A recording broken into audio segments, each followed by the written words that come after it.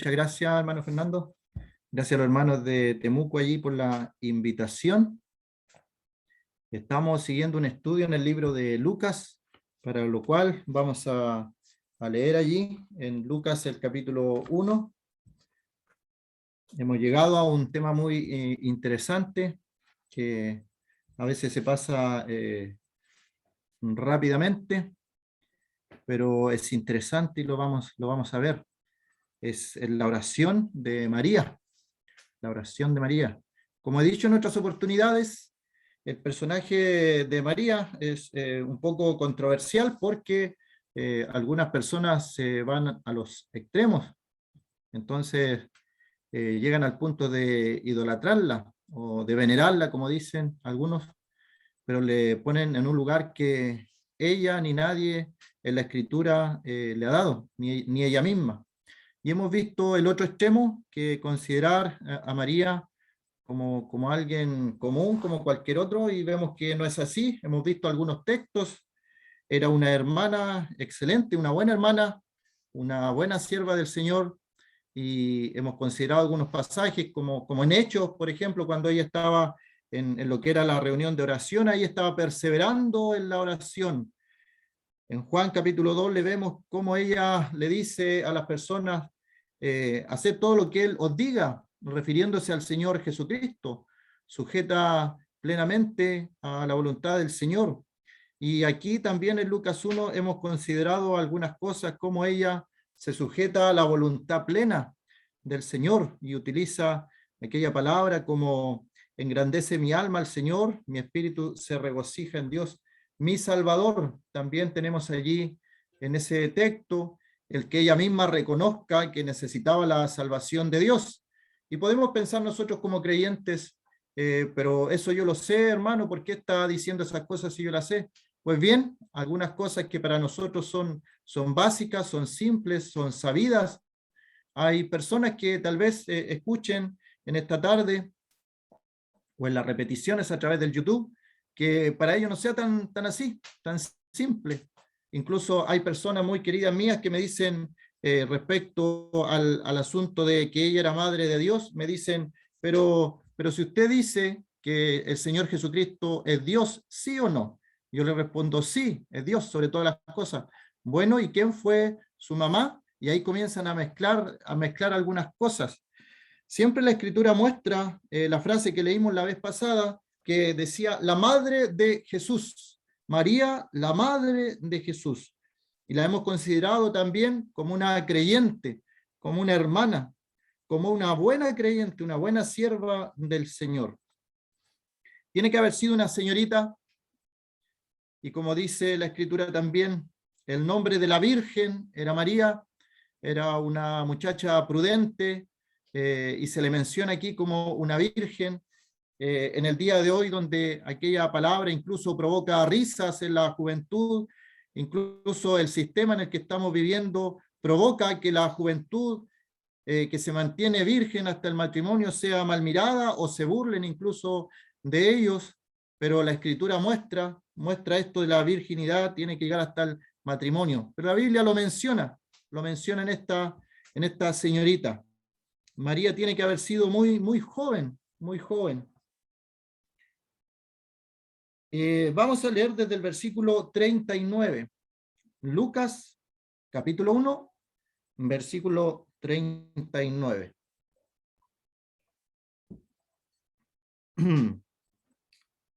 En aquellos días, levantándose María, fue deprisa a la montaña, a una ciudad de Judá, y entró en casa de Zacarías y saludó a Elizabeth.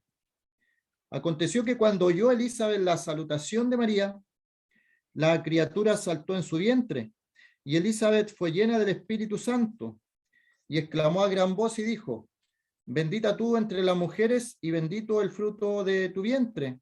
Hacemos el paréntesis allí. Alguna oportunidad mencionamos que en la parte que el ángel le dice, no aparece esta frase, bendito el fruto de tu vientre, porque no son palabras del ángel, son palabras de la prima Elizabeth. Y le hace una pregunta, ¿por qué se me concede esto a mí? que la madre de mi Señor venga a mí, porque tan pronto como llegó la voz de tu salutación a mis oídos, la criatura saltó de alegría en mi vientre, y bienaventurada la que creyó, porque se cumplirá lo que le fue dicho de parte del Señor. Entonces María dijo: engrandece mi alma al Señor, y mi espíritu se regocija en Dios mi Salvador, porque ha mirado la bajeza de su sierva. Pues he aquí, desde ahora me dirán bienaventuradas todas las generaciones, porque me ha hecho grandes cosas el poderoso. Santo es su nombre, y su misericordia de generación en generación. A los que le temen, hizo proezas con su brazo, esparció a los soberbios en el pensamiento de sus corazones, quitó de los tronos a los poderosos y exaltó a los humildes. A los hambrientos colmó de bienes y a los ricos envió vacíos. Socorrió a Israel, su siervo, acordándose de la misericordia, de la cual habló a nuestros padres para con Abraham y su descendencia para siempre. Y se quedó María con ella como 3 meses. Después se volvió a su casa. Hasta ahí por el momento la lectura de la palabra del Señor. Recordémonos por qué hace este viaje María. Incluso dice ahí, sabemos que ninguna palabra está de más en la Escritura, dice que María fue deprisa, deprisa. Recordémonos que estamos hablando del siglo I. No es que María tomó un avión o tomó un automóvil y fue. El viaje en aquella época significaba incluso peligros, y viajar de una ciudad a otra. Y lo vemos en la Escritura cómo se ocupan algunas parábolas incluso para ver qué gente iba de Jerusalén a Jericó y un hombre es asaltado allí. Eran peligrosos los viajes en aquella época. Y María se da prisa para ir a ver a Elizabeth. El ángel le dice que ha concebido un hijo en su vejez. Este ya es el 6º mes para ella, porque no hay nada imposible para Dios, dice en el versículo 37. Cuando María acude aquí a la casa de Zacarías, vemos que no hay palabras de Zacarías, no se menciona ninguna vez Zacarías, pero se nos dice que era la casa de Zacarías. Y aquí vamos a comenzar nuestro estudio diciendo algo de esta reunión. Los libros de historia en esta época hablan de los imperios, de los emperadores, de los gobernadores, de las grandes guerras, las grandes conquistas que se podrían presentar en aquella época. Sin embargo, la Escritura pone importancia a una conversación cotidiana, a un encuentro entre dos mujeres, a un encuentro entre dos mujeres embarazadas que estaban por dar a luz la vida de dos pequeños que iban a cambiar nuestro mundo, el mundo conocido, sea cristiano o no cristiano la persona. Estos dos niños que iban a nacer cambiaron el mundo. Juan el Bautista como el que preparó el camino para nuestro Señor, el Salvador del mundo. Y obviamente el Señor, sin comparación alguna, el Señor, el Salvador del mundo, quien cambió toda la historia de la humanidad. Y ahí vemos a estas dos mujeres en lo cotidiano, una conversación en lo cotidiano, una visita de una señorita, María, a una mujer de más edad, como era su prima, que el ángel le dice, ella ha concebido en su vejez. Tenemos otro caso en la Escritura, cuando en el libro de Ruth se nos menciona a Ruth y se nos menciona a Noemí, y vemos la amistad que se forma entre ambas. Y era una amistad bíblica, hermosa. Y aquí vemos también la amistad entre familiares, entre mujeres. ¿Y qué es lo que hace el mundo en el día de hoy con esta amistad? Yo lo vi también en mi trabajo, cuando Dos niñas, dos señoritas eran muy amigas, se comenzaban a hacer comentarios muy feos y de doble sentido incluso acerca de ellas. Pero la Escritura habla de amistades fieles entre dos hombres, como por ejemplo David y Jonatán. En el caso de Noemí y Ruth, amistades entre dos mujeres. Pero el hombre todo lo tergiversa, todo lo tergiversa. Incluso pasajes como aquellos que mencioné son ocupados por algunos grupos para tergiversar la escritura y lo que realmente quieren decir. Así que no lo vamos a ver en los libros de historia, este encuentro, que no hay gobernadores, no hay políticas públicas, no hay grandes emperadores, no hay grandes guerras ni batallas, es una conversación de dos mujeres en un hogar, en una casa, una va a visitar a la otra. En algo tan cotidiano como eso se manifiesta la presencia del Espíritu Santo. Y yo quiero hablar entonces a mis hermanas en esta tarde también, el ministerio de las mujeres, el ministerio de nuestras hermanas, el ministerio de las damas. ¿Acaso el Espíritu del Señor está solamente en la congregación, en el local de reunión? De ninguna manera. En nuestro hogar, en lo cotidiano, en aquella conversación con una vecina, con una amiga, con una persona que viene a visitar nuestro hogar, donde le abrimos las puertas. El Espíritu Santo se puede manifestar en ese lugar. Las palabras. A veces los varones, obviamente, somos diferentes a las mujeres, y el Señor, gracias a Dios, nos ha hecho diferentes. No ha hecho a uno superior ni a otro inferior de ninguna manera. En el día de hoy el mundo trata de que estemos en guerra, varones con mujeres, de ninguna manera. Dios nos hizo un complemento. Y en el libro de los Corintios, Pablo también habla de esto. Y dice, 1 de Corintios 11, lo voy a leer, versículo 8, dice, porque el varón no procede de la mujer, sino la mujer del varón. Y eso se está haciendo referencia a lo que fue el libro de Génesis, cuando Dios creó al hombre y luego de su costilla sacó una mujer. Ya hay un escritor que habla de que la sacó del costado, de una costilla, para que esté al lado, para que sea su compañera. No la sacó de los pies para que la pisotee, no la sacó de otro lado. La sacó de su costado.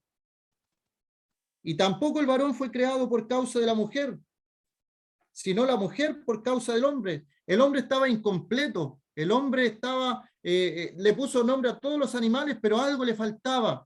Y dice la Escritura, no se halló ayuda idónea para él. El hombre estaba vacío sin la mujer. Algo le faltaba. Había hecho todo lo que Dios le ordenaba, pero Dios vio que no era bueno que el hombre estuviera solo. Y le hace una ayuda idónea. Y allí dice entonces Pablo, tampoco el varón fue creado por causa de la mujer, sino la mujer por causa del varón. Pero fueron creados, y este es un detalle importante que algunos también pasan por alto, fueron creados el día sexto. Los dos.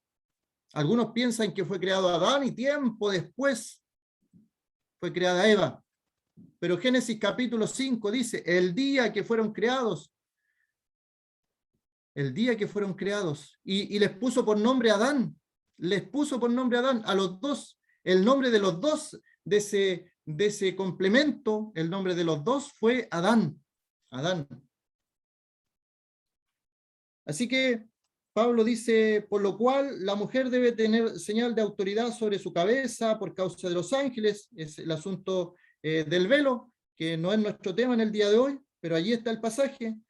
Pero en el Señor, ni el varón es sin la mujer, ni la mujer sin el varón. Porque así como la mujer procede del varón, también el varón nace de la mujer, pero todo procede de Dios. Y es un complemento. ¿Qué es lo que pretende esta sociedad manchada por el pecado? Dos hombres, por mucho que quieran, que intenten adopciones y todo por el estilo, dos hombres no pueden procrear. Dos mujeres no pueden procrear. Dios nos ha hecho una unión, un complemento. Y somos uno delante de la presencia del Señor. Y Él ha establecido leyes divinas Y una de esas leyes es el matrimonio. El matrimonio. Entonces aquí vemos en lo cotidiano a dos mujeres que están esperando un bebé, un niño. Cada una ya sabe que está esperando un niño. Sabe el nombre, saben su nombre. Y ahí se manifiesta el Espíritu Santo en algo tan cotidiano como es una conversación en un hogar, no en el templo de Jerusalén. Y recordemos lo que había pasado con aquel varón, Zacarías, un hombre que estaba encargado en los asuntos religiosos. No se menciona aquí Zacarías, se menciona solamente la casa, el lugar. Pero la historia divina centra todo en una conversación de mujeres. De mujeres. Es que tenemos que entender que la historia de la humanidad no es lo mismo que la historia de la Biblia, de la Escritura. Tal vez cuando ocurrieron todos los hechos que tenemos en la palabra, nadie estaba interesado de aquellos acontecimientos.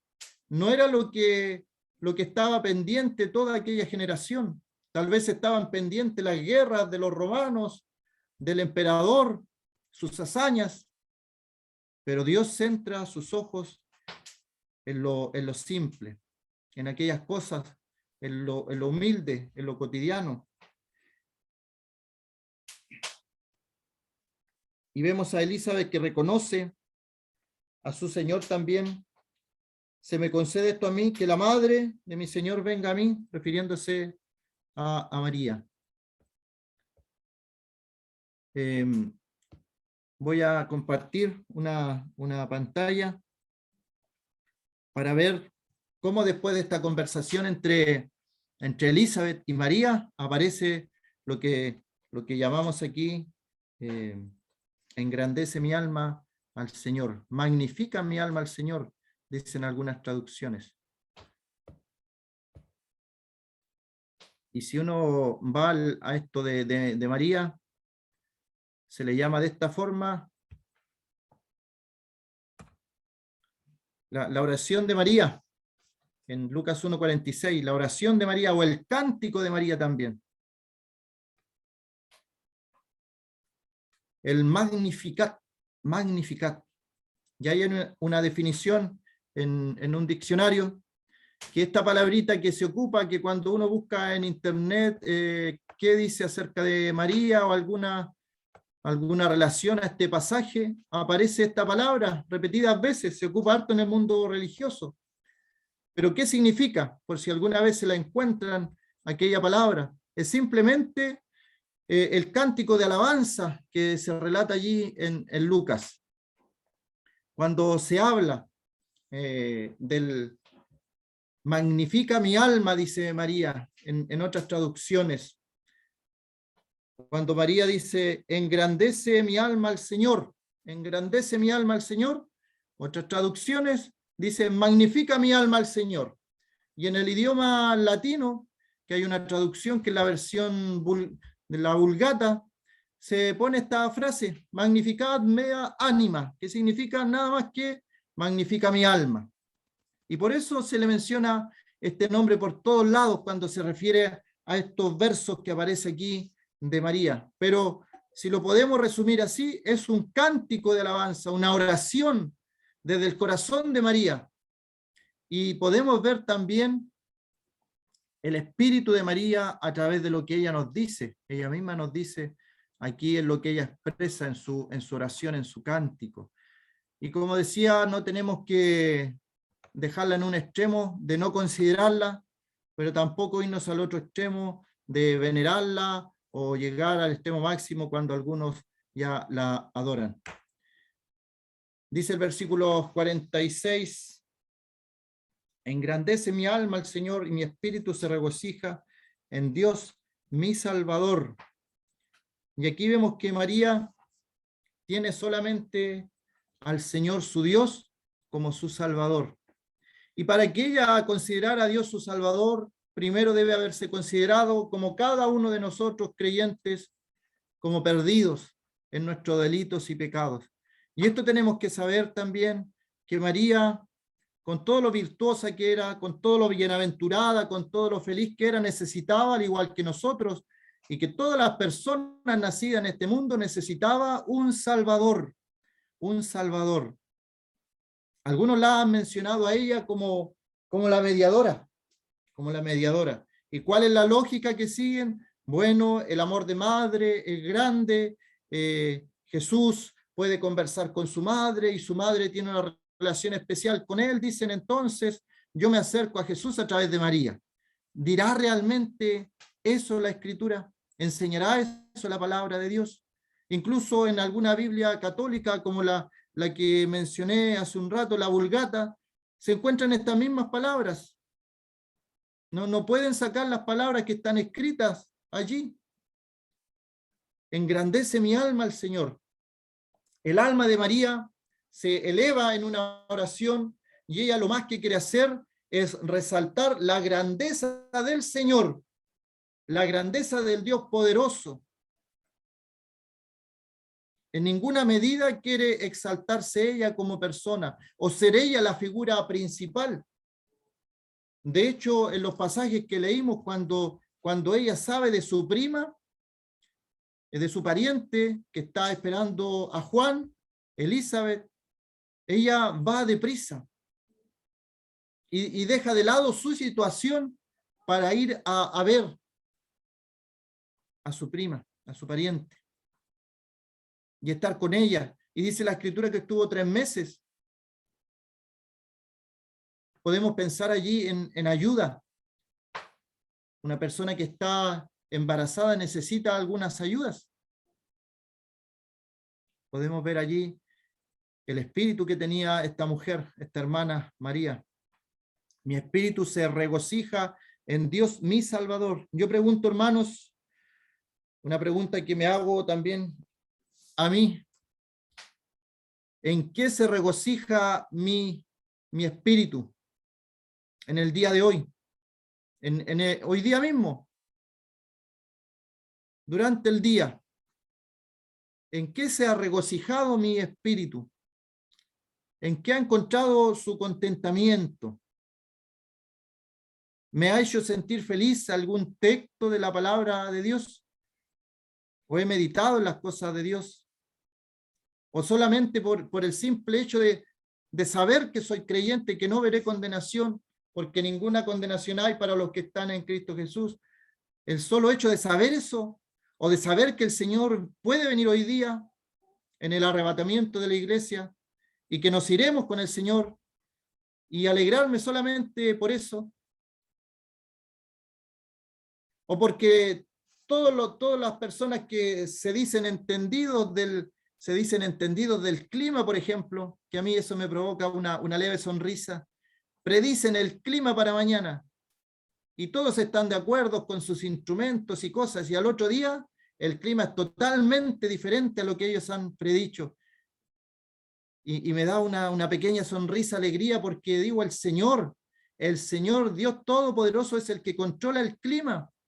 Digan lo que digan hoy día, mañana Dios tiene el poder y el control sobre el clima. Y pueden decir que va a estar muy despejado, y si Dios quiere que mañana llueva, va a llover. Y hay una alegría de saber que Dios está en control de todas las cosas. Y me regocijo en mi espíritu por la salvación del Señor, por los grandes misterios que dejó en su palabra.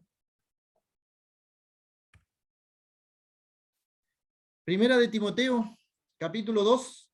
Primera de Timoteo, capítulo 2. Ahí el versículo 3.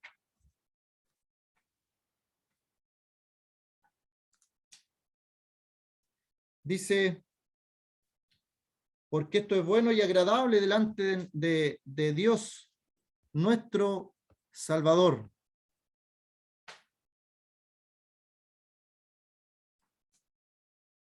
Porque esto es bueno y agradable delante de Dios, nuestro Salvador, el cual quiere que todos los hombres sean salvos y vengan al conocimiento de la verdad. Ese es el deseo de Dios, es lo que Él quiere. Hay un deseo en el corazón de Dios y Él no quiere la condenación condenación del mundo. Y Juan, el capítulo 3, nos dice que Dios envió a su Hijo al mundo para salvar al mundo, no para que el mundo sea condenado. Él quiere la salvación del hombre, no quiere que el hombre muera en sus delitos y pecados. Ha provisto un plan de salvación. Y Dios es nuestro Salvador, es la frase que ocupa María. ¿Cuáles eran los designios de Dios si él hubiera querido en su soberana voluntad ejercer justicia y ejercer juicio sobre todos nosotros? Se menciona mucho Juan 3:16, y yo creo que la mayoría sabe el versículo Juan 3:16, pero el versículo 17, Juan 3:17, dice: porque no envió Dios a su Hijo al mundo para condenar al mundo, sino para que el mundo sea salvo por él. Esa es la voluntad de Dios, el cual quiere que todos los hombres sean salvos. Todos los hombres sean salvos. Vengan al conocimiento de la verdad. Y cuando hablamos ahí de la verdad, el Señor mismo dijo: yo soy el camino, en Juan capítulo 14, yo soy el camino, la verdad y la vida. Nadie viene al Padre sino por mí. Es el Señor, la verdad misma. Si el Hijo os libertare, seréis verdaderamente libres, dice un pasaje. Y otro pasaje dice: la verdad os hará libres, porque el Señor Jesucristo es la verdad. Que todas las personas vengan al conocimiento de la verdad, al conocimiento de nuestro Señor. Él es el centro de todo lo que nosotros conocemos. Y ahí viene el texto entonces.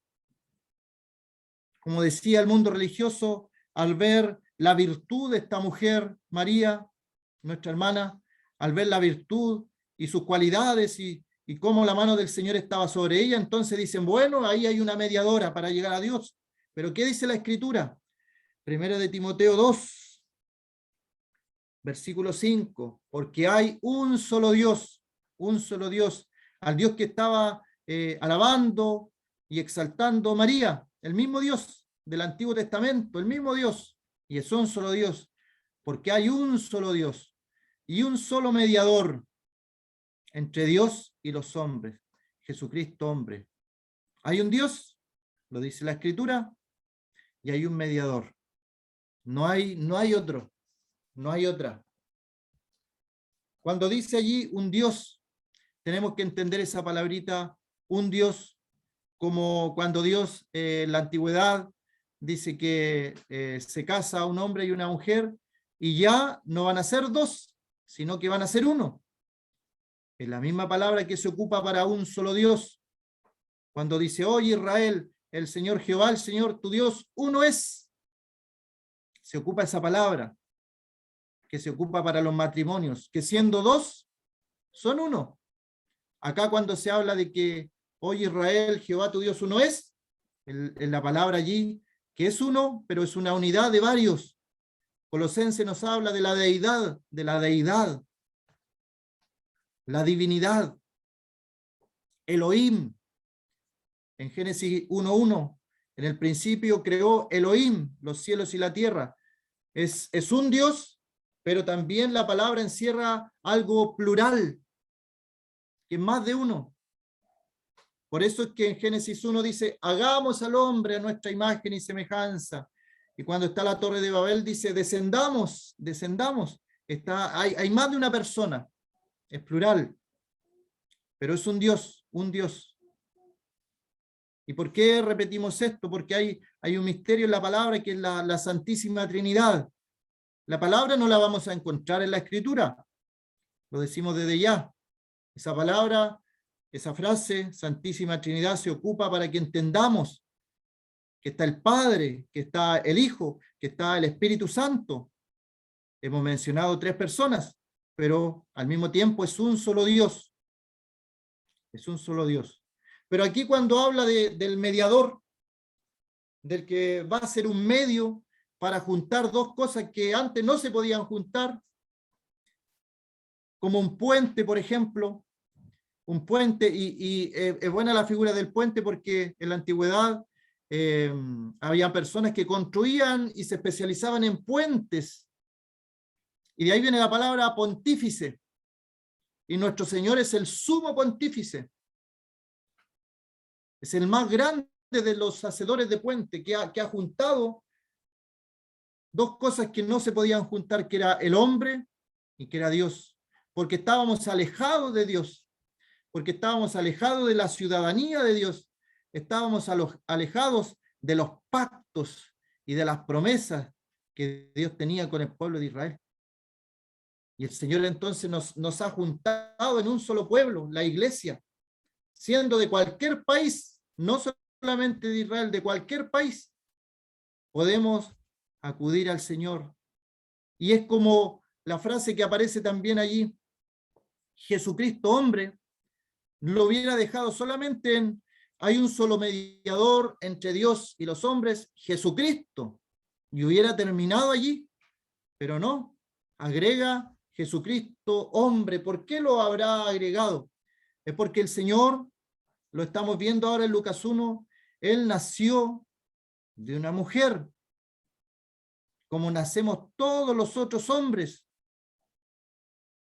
con la salvedad de que Él fue sin pecado y que su concepción fue virginal, porque el santo ser que nacerá será llamado Hijo de Dios, se le dijo a María, porque su concepción fue a través del Espíritu Santo.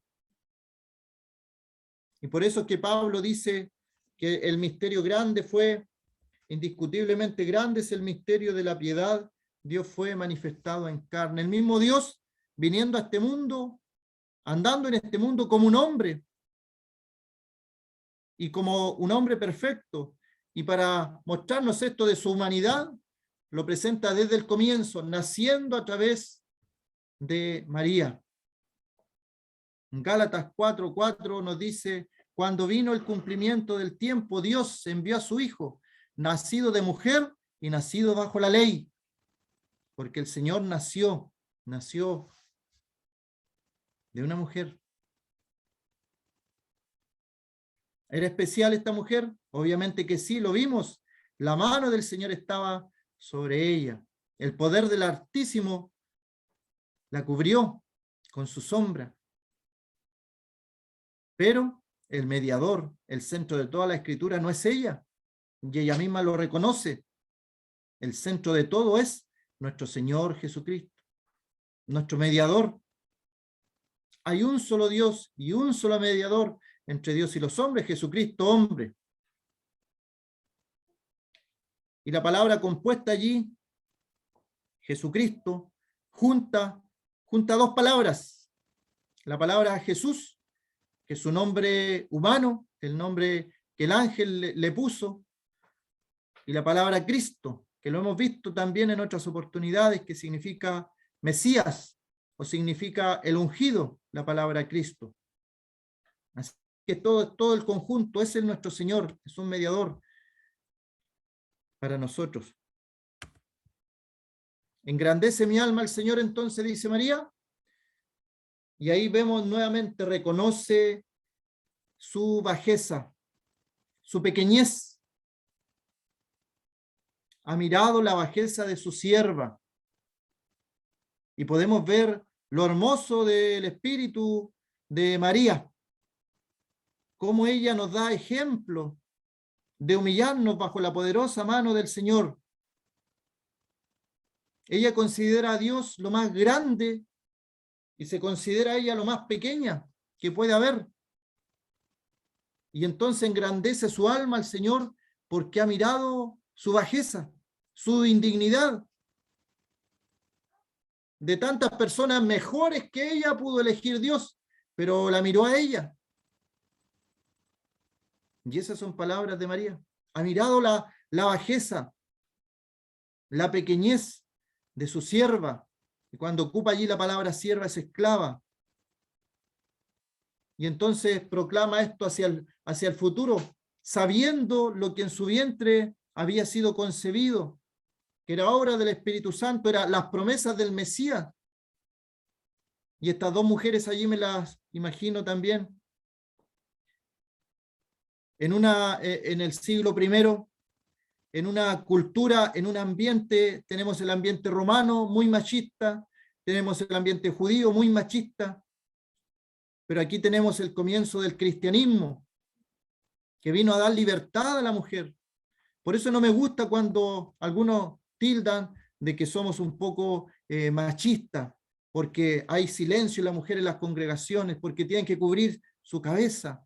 Cada una de esas cosas tiene su explicación bíblica, pero para nada es machista el cristianismo. Y si hay algún hermano que tiene estos conceptos de machismo, debiera sacarlos, porque el cristianismo vino a dar libertad a la mujer. Tenemos que entender las funciones son diferentes. Lo dije delante, el Señor hizo al hombre diferente, a la mujer diferente, y hacen un complemento. Las mujeres en el área que Dios las preparó para ello son mucho mejores que los varones. Y eso no es malo en ningún sentido. Son áreas diferentes de acción y que Dios nos hizo diferente. Dios nos hizo diferente. Ahí hay un estudio aparte para ver todas nuestras diferencias y cómo cada uno en su área, que el Señor las ha creado para esa área específica, somos mejores en esa área para el Señor. Bueno, esta mujer mira hacia el futuro y dice, desde ahora me dirán bienaventurada todas las generaciones. ¿Qué es lo que está haciendo allí? En el espíritu está diciendo algo que hasta el día de hoy ocurre. Ella es feliz, es feliz. Fue feliz porque ella tenía la conciencia, estaba consciente de que en su vientre venía el Mesías, la liberación para las naciones. El Mesías, el ungido prometido, estaba en su vientre. Era la depositaria de todas las bendiciones para todas las generaciones.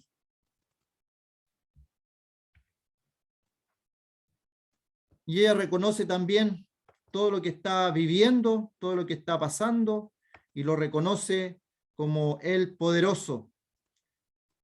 No atribuye ninguna cosa que le está pasando a algo de la naturaleza o algo de la casualidad. Todo está en torno y gira en torno a lo espiritual. Las cosas que a ella le han pasado, las ha hecho el poderoso, el santo, el que es lleno de misericordia, lleno de bondad. Su misericordia es de generación en generación, dice ella, pero agrega a los que le temen. Este concepto lo tenía María, lo tenía el pueblo de Israel. Lo debemos tener nosotros también. En el día de hoy a veces se predica y se enseña mucha bendición, pero es como si las bendiciones vinieran solas. Pero siempre que habla la Biblia de bendición, como lo dice el apóstol Juan, deseo que tú seas prosperado en todas las cosas, ya sea la salud, ya sea lo material, ya sea todo lo que uno puede pensar. Quiero que tú seas prosperado en todas las cosas, así como prospera tu alma, dice el apóstol Juan. Entonces esta misericordia de generación en generación es para los que le temen. Cuando hablamos del temor, no es un miedo, no es un miedo. A los papás uno no les tiene miedo, porque nuestros padres nos quieren, nos aman, dan su vida por nosotros los papás. Entonces no es cuando decimos le temo a mi padre, no es el temor del miedo, es un temor de reverencia, de respeto. Y ese es el temor que tenemos que tener a nuestro Dios como Padre. Y obviamente como Padre, como dice el libro de los Hebreos, que al hijo que ama, el Padre lo disciplina. No tenemos que ser rebeldes tampoco a la disciplina del Señor. Cuando somos disciplinados por Él, tenemos que volver a enmendar nuestro camino. Bueno, a los que le temen, María está consciente de esto. Hay personas que le temen al Señor y hay personas que no le temen al Señor. Bueno, María consciente dice que la misericordia del Señor es sobre los que le temen, su misericordia. Y es poderoso, Dios es poderoso para hacer todas las cosas. Ella ya lo tenía allí presente frente a su prima, que no podía tener un bebé y ahora está en su vejez. esperando a Juan. Santo es su nombre, dice. Hizo proezas con su brazo. Hizo proezas con su brazo. Otra de las acciones que María dice también acerca de por qué ella engrandece al Señor con su alma, con su espíritu. Hizo proezas para siempre con su brazo. Esparció a los soberbios en el pensamiento de sus corazones. Quitó de los tronos a los poderosos y exaltó a los humildes. Y aquí hay otra verdad que entiende María. Ella entiende que todo lo que hace Jehová, todo lo que había hecho en la antigüedad, ¿cuáles son las historias que tiene María en su mente? Hay una buena tarea allí para hacer. Cuando ella menciona todo lo que está ahí en Lucas, algunos lo atribuyen a lo que aparece en Samuel, donde había otra mujer que también había dado a luz. En el primer libro de Samuel aparece Ana, que había dado luz a Samuel, que había sido producto de un milagro también, donde Dios había hecho este milagro de darle a luz un hijo. Y Ana oró también y dijo en 1 Samuel 2, mi corazón se regocija en Jehová, mi poder se exalta en Jehová, mi boca se ensanchó sobre mis enemigos, por cuanto me alegré en tu salvación.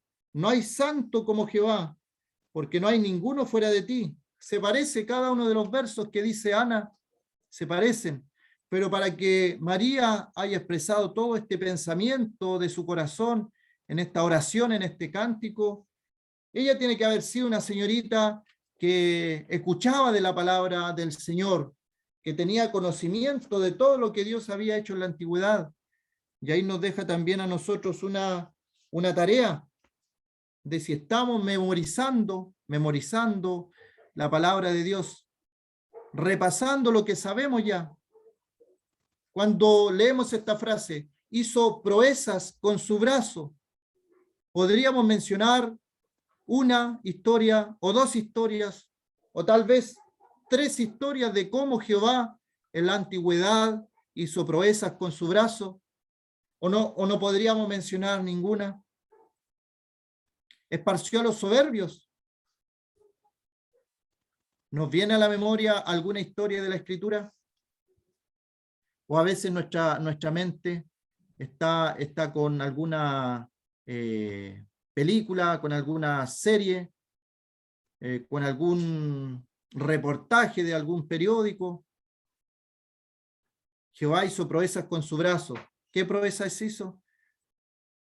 Tenemos cómo él rescató al pueblo de Israel, cómo rescató a 3 jóvenes del horno de fuego. Tenemos cómo rescató al pueblo de Israel desde Babilonia y lo regresó a Jerusalén. Esparció a los soberbios en el pensamiento de sus corazones. Y aquí hay otro concepto que maneja María, que Dios conoce nuestros pensamientos.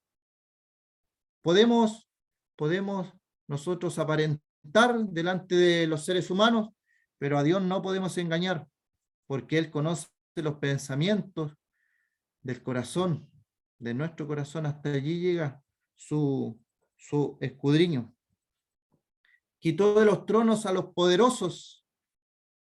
¿Acaso no vemos a Nabucodonosor, que Dios lo hizo vagar como un animal comiendo hierba por 7 tiempos, por 7 años, hasta que él reconoció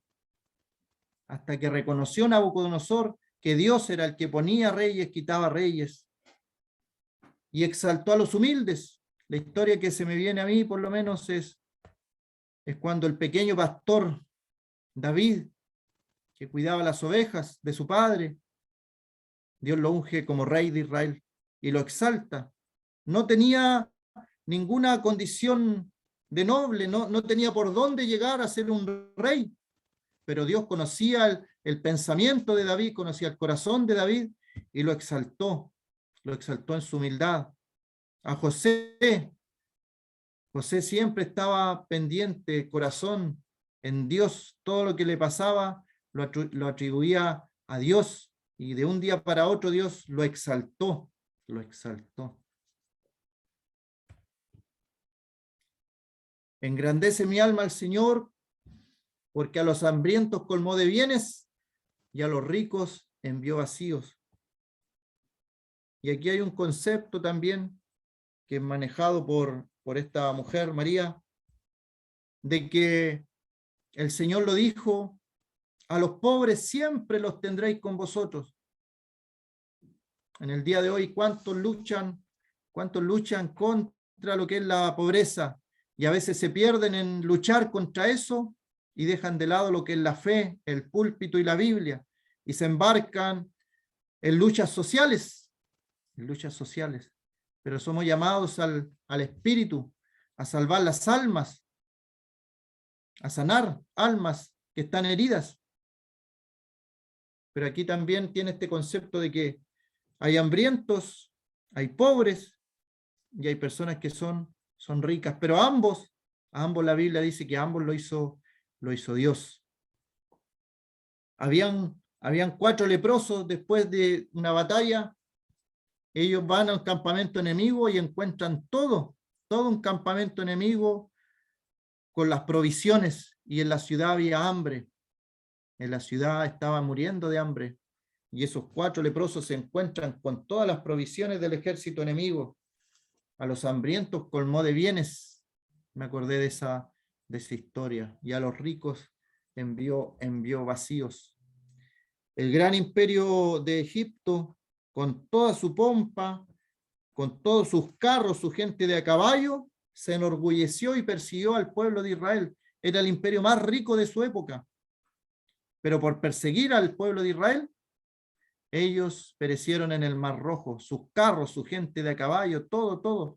Y después de eso ya no fue más el imperio, aquel gran imperio de Egipto. Vamos a quedar hasta ahí por el momento. Que el Señor bendiga su palabra en nuestros corazones